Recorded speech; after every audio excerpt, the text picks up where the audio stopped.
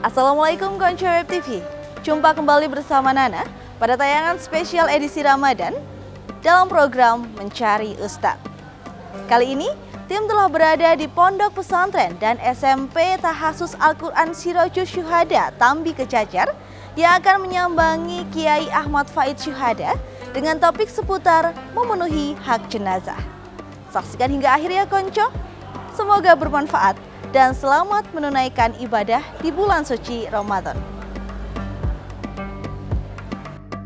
Berada di bawah dataran tinggi Dieng, Pondok Pesantren Sirojul Syuhada yang awalnya merupakan hibah pemekaran syiar dari Kiai Haji Muntaha Al-Hafidh dari Kalibuber 20 tahun lalu, kini eksis dengan SMP Tahasus Al-Quran yang telah berdiri 10 tahun lamanya pula.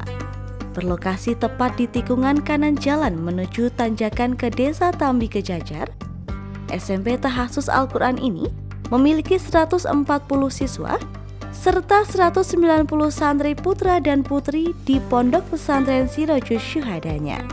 Menjadi tempat belajar para santri yang berasal dari wilayah Wonosobo dan beberapa kota lain di sekitarnya, Pondok Pesantren ini mengembangkan pula potensi selain pendidikan dan keagamaan, yakni di beragam kegiatan keahlian dan perekonomian seperti pertukangan, perikanan, pertanian, hingga bengkel kendaraan.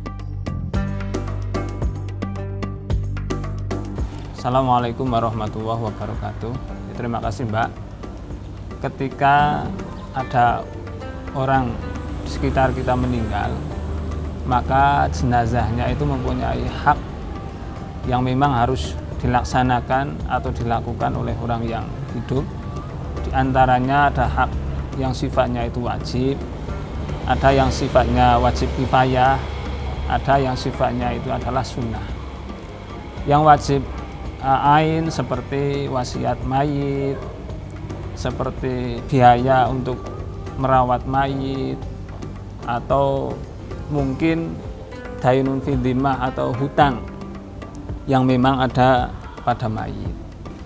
Yang termasuk fardu kifayah bagi orang yang hidup, termasuk kewajiban kita diantaranya adalah ketika ada orang yang meninggal, maka kita satu wajib memandikan, yang kedua setelah dimandikan maka dikafani, setelah dikafani disolati, dan yang terakhir adalah dikebumikan. Dan hak yang sifatnya sunnah itu mungkin seperti ketika ada orang yang meninggal, kita sebagai orang yang masih hidup atau tetangga ataupun kerabat, kita takziah atau ikut bela sungkawa. Ketika jenazah disolati, kita ikut mensolati.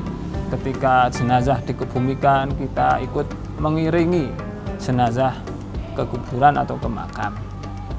Kadang disalahartikan oleh sebagian orang atau sebagian kelompok Islam, yaitu orang yang hidup menyediakan makanan atau membuatkan makanan bagi keluarga yang terkena musibah.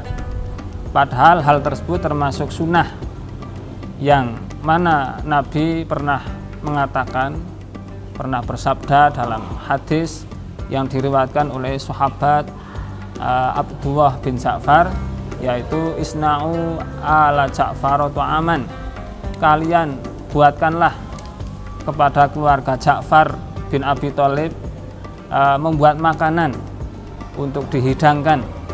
Faqad atahum mayusilhum, karena mereka sedang tertimpa musibah. Oleh karena itu tradisi-tradisi yang kita lakukan seperti ada kematian, dan yang bagi kita sebagai orang yang hidup atau kerabat atau tetangga, kita disunahkan membuatkan makanan kepada orang yang terkena musibah.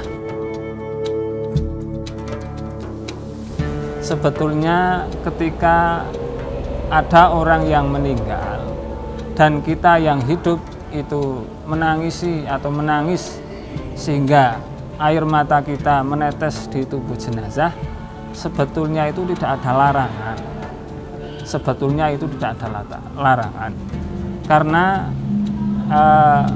air mata yang kita keluarkan kepada orang yang meninggal itu bukan najis, yang kedua adalah bukan larangan. Karena air mata yang keluar itu bagian dari rahmah kasih sayang yang hidup kepada keluarga atau orang yang kita cintai yang telah meninggal. Yang dilarang itu karena ada hal yang memang diharamkan atau dilarang oleh agama, seperti kita menangisi jenazah sehingga di dalam hati kita itu tidak ada rasa ikhlas dan ridho terhadap qadha dan takdirnya Allah Subhanahu wa ta'ala. Sebab dalam kaidah fikih dikatakan al-aslu fil asya'i al-ibahah illa ayyadula dalilun ala tahrimiha. Pada dasarnya setiap sesuatu hal yang kita lakukan adalah diperbolehkan kecuali memang ada dalil yang mengharamkannya perbuatan tersebut.